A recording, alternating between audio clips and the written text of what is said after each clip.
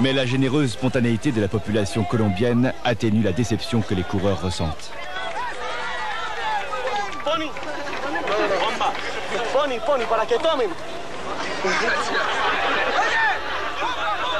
Équateur. La radio d'État couvre en direct l'arrivée des concurrents du rallye sur le sol national.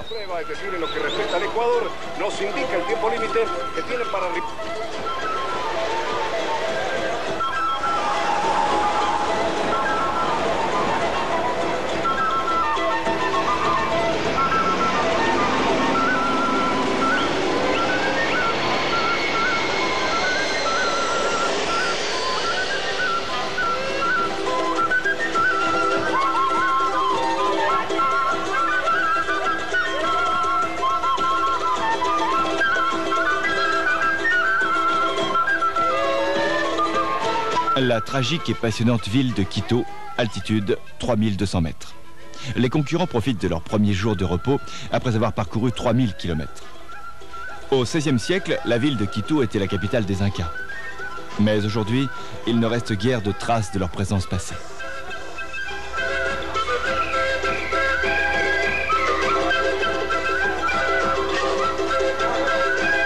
L'un des rares vestiges de la civilisation inca se situe un peu au-dessus de Quito. Il s'agit d'une jarre colossale qui était destinée à fournir l'eau en cas d'incendie.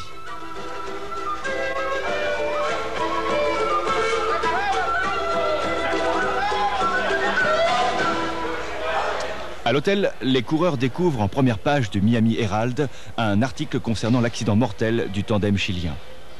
Dehors, c'est le moment des préparatifs pour le lendemain. On vient de s'apercevoir que le trajet prévu là-haut est ridicule. Nous allons monter jusqu'à 3600 mètres demain. Là-haut, les routes sont couvertes de gravier. Elles tournent sans arrêt. Ce sera une journée vraiment difficile. Nous devons la préparer.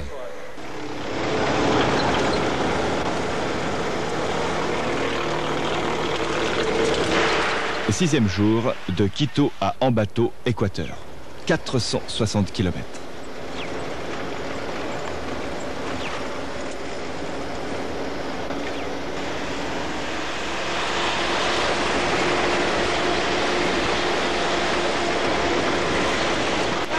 Nous sommes si loin en tête, c'est ridicule. L'un des plus fougueux concurrents, Paul Chavert de Kitty Hawks, Caroline du Nord.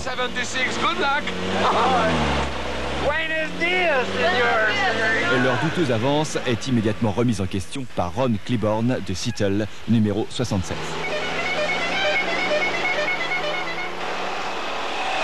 À 8 h du matin, les coureurs traversent les Andes. Ils entament une longue descente vers l'est qui les mènera jusqu'à la jungle amazonienne. La véritable journée de compétition commence à Valleza, en Équateur, avec une spéciale de 300 km qui promet d'être âprement disputée. 9-11-00, go!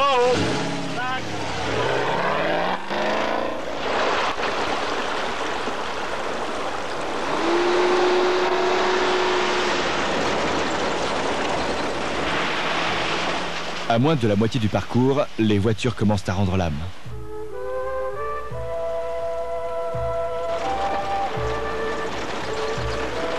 Et certains, comme celui-ci, sont seulement sortis de la route. Un gars a fait une embardée devant moi et j'ai freiné trop sec. D'autres ont de plus graves problèmes. Ça cogne sur les têtes d'écoute des supports de suspension. Et il faut démonter. Ouais, c'est l'écroulement en pleine jungle. On espère que vous nous verrez à Buenos Aires. L'Argentin Juan Defort a de la chance d'avoir trouvé une voiture remorque.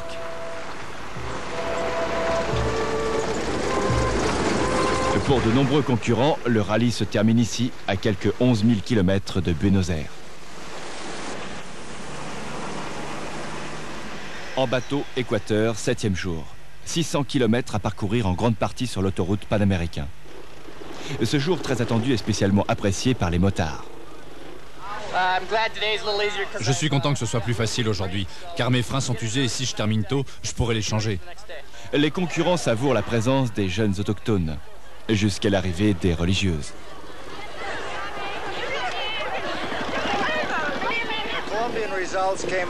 Les résultats colombiens sont arrivés et m'ont désigné officiellement comme étant le dernier. J'ai été un peu déçu et ils ont été corrigés. Je ne suis plus le dernier. D'après ces classifications officielles, Robin Bennett de Mason City, Iowa, est en tête des 2 roues. Russell Gooding, anglais, est en tête des 4 roues. Un des plus beaux spectacles que l'Équateur puisse offrir s'offre au regard des concurrents, le volcan Chimborazo, la luxuriante vallée centrale des Andes équatoriennes.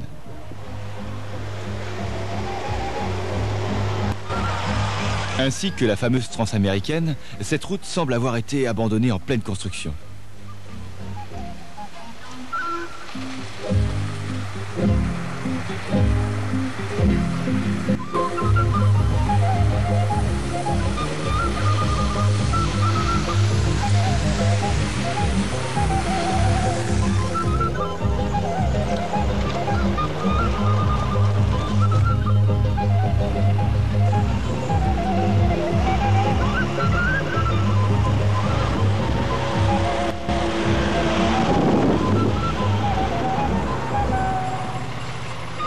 En arrivant à Cuenca, point final de ce 7e jour, les concurrents se retrouvent dans une ville pratiquement bouclée par l'armée.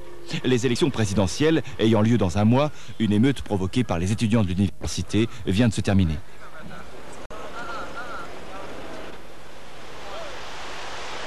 Pour ce 8e jour, le trajet à parcourir est de 550 km. Il emprunte une série de routes très dures qui relient Cuenca à Loa. Même la portion considérée comme facile par tous les pilotes met en difficulté de nombreux véhicules. Non, ça va pas, j'ai besoin d'un bras de direction. Le mien est cassé. Et ce n'est qu'un avant-goût de ce que réservent aux pilotes les 380 km éreintants de la spéciale qui suit. Les conditions empirent avec la baisse d'altitude. Et les pilotes se retrouvent finalement dans la plaine boueuse du bassin de l'Amazone. Et des heures précieuses se perdent en réparation.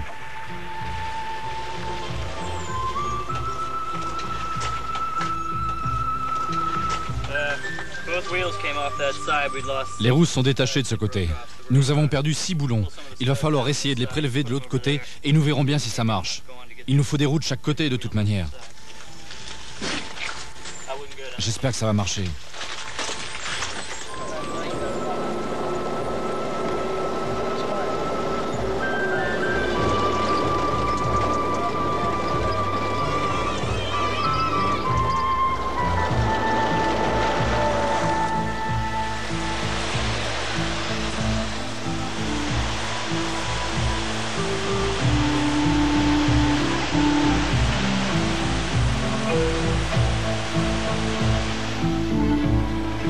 Le jour se termine tandis que les concurrents traversent la rivière Zamora, l'un des innombrables cours d'eau qui alimentent l'Amazone.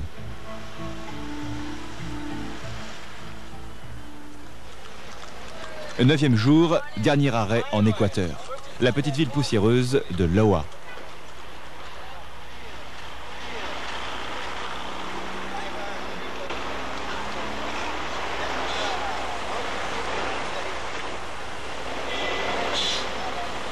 Les commentaires sur le rude parcours de la veille vont bon train et les avis sont unanimes. Voiture cassée, arbre moteur cassé, équipe cassée, cœur cassé. Oh, c'était bien, à part 2 pneus crevés et 230 km dans la boue. Mais la fin était formidable. Je me suis nettoyé dans la rivière. Ah, c'était une rude journée. J'ai explosé 3 pneus, embouti un côté de ma voiture et enfoncé un essieu sur 20 cm. Mais ce n'est pas encore fini. Et direction Pérou.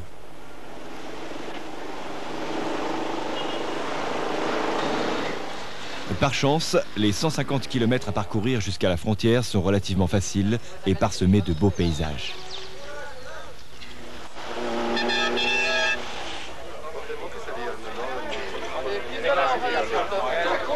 Machara, à la frontière du Pérou.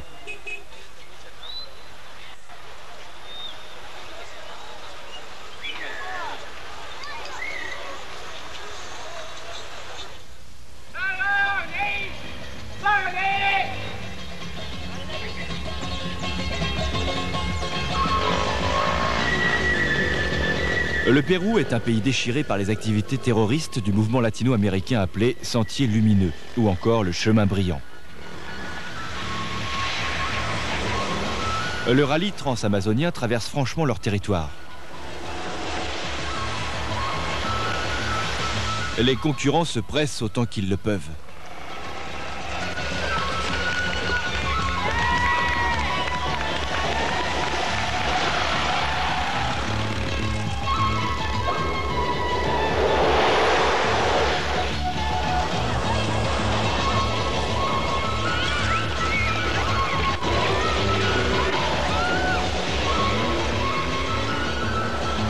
Le rallye traverse maintenant son premier désert, le Chechura, avec ses dunes de sable qui se déplacent continuellement.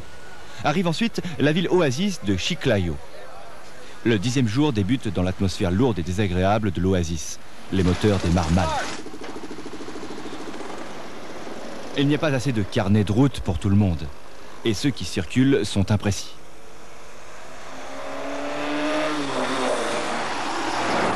Nous décidons de suivre l'ancienne voie Inca. 2 pneus viennent de crever, nous perdons du temps à les remplacer et du coup, nous passerons tout le reste de la journée seuls dans cet immense plateau désertique.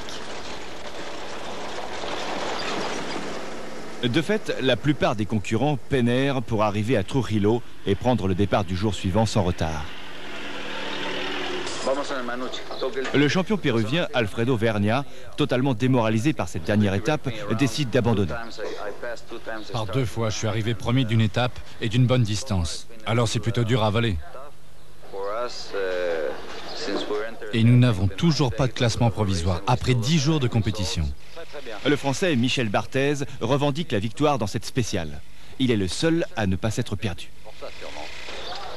Le rallye connaît un tel jour de chaos que les concurrents reçoivent l'ordre de rejoindre Lima pour 3 bons jours de repos. Le responsable du rallye, Léo Barbosa. Il nous a semblé que trop de véhicules s'étaient perdus dans la montagne. Et il n'y avait plus assez de concurrents pour valider ce départ. La prochaine spéciale est reportée. Mais le photographe Jérôme Velay a conservé un exemplaire du carnet de route français. La décision est prise. Le rallye empruntera la route de Trujillo à Lima, considérée comme périlleuse. C'est un jour de conduite relativement facile. La route grimpe à travers des montagnes.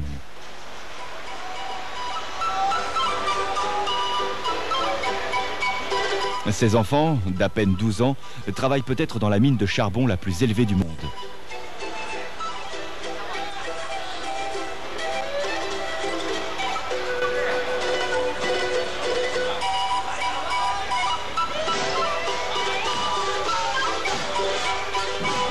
Les villages se sont construits entre 2 massifs montagneux dominants, les Andes blanches et les Andes noires. Ici, la laine d'alpaga est cardée pour en faire du fil. Les premiers problèmes mécaniques surviennent à mesure que l'altitude augmente. Les moteurs supportent mal de fonctionner à près de 5000 mètres.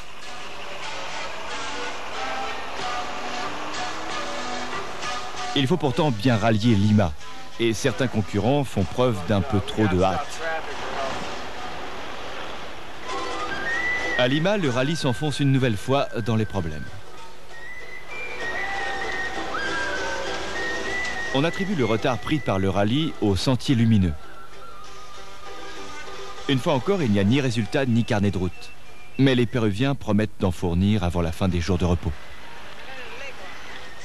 Lorsque le jour du départ arrive, certains concurrents n'ont plus de véhicule. Stuart Hillier, de Dallas, s'est fait voler sa moto. Ouais, je viens de passer 36 heures dans un camion. J'ai parcouru cette route 3 fois. 1 fois en moto, 2 fois en camion.